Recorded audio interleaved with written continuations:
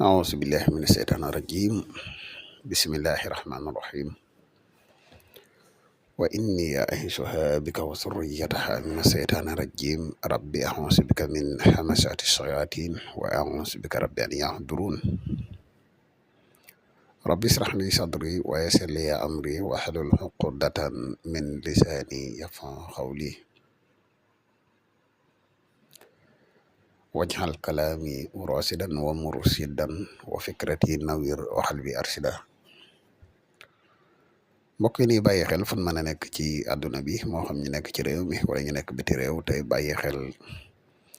seen bu am solo bi muy Le Grand Secret Wolof ñu ngi leen di waxati asalaamaaleykum wa rahmatullah.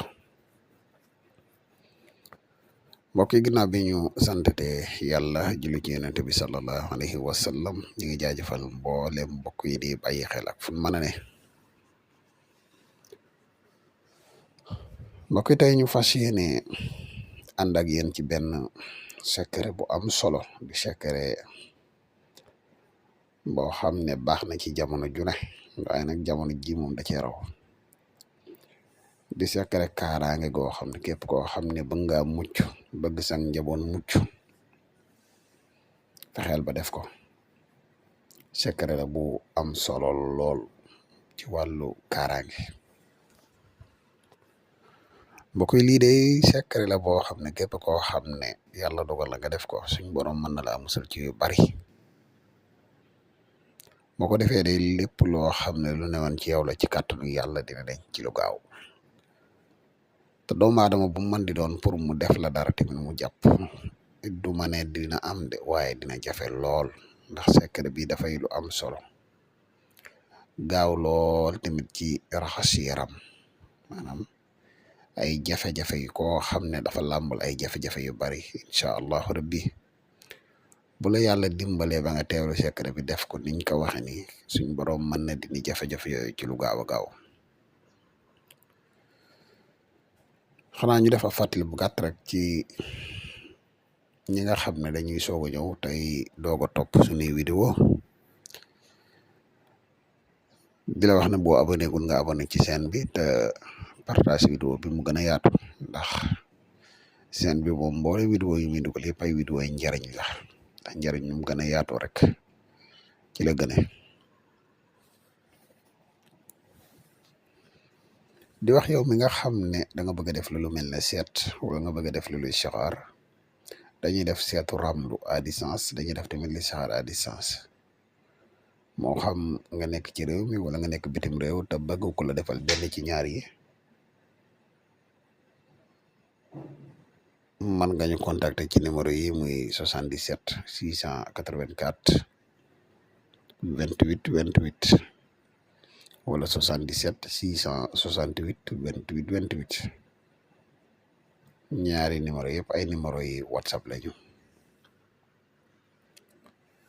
mbokk yi nga xam ne dañuy faral di laaj garab yi kàttan yi tamit muy garab yi mos xam yi ñu ngi leen di xamal ne garab yi disponible na jamono ji ñuy wax ak yéen képp ku siite woo rek mën nga ñu contacter. xanaa ñu def ab fàttali bu gàtt rek ci njariñ yi nga xam ne garab gii di mos xam lamboo na ko ndax day garab gu bari njariñ lool. mbokk yi garab gii di mos xam garab la goo xam ne dafay yokku kattan bu baax a baax a baax. garab la goo xam ne dafay yokk maniyu bu baax a baax a baax. garab la tamit goo xam ne dafay dundal wala njaan ak yeneen njëriñ yoo xam ne garab gi làmboo na ko képp ku yàlla taw feexal ba nga am ko ba di ko jëfandikoo di nga xam bu baax lii ñu la wax. ku si teewoo rek moo xam nga nekk ci réew mi wala nga nekk bitim réew mën nga ñu contacter ci benn ci ñaari numéro yi muy 77 684 28 28 wala 77 668 28 28 ñaari numéro yëpp ay numéro yi whatsapp lañu. kon xanaa dañuy dikk ak yéen ci secret bi nga xam ne indi nañ leen ko tey muy secret bu am solo ci wàllu kaaraange. mbokk yi da ngay jéem a fexe ba bindilu ñetti baat yi ñetti baat yi ngay njëkk a bindulu ba pare doog cee teg li ci des da ngay bindulu inna batsa rabbika la sadidun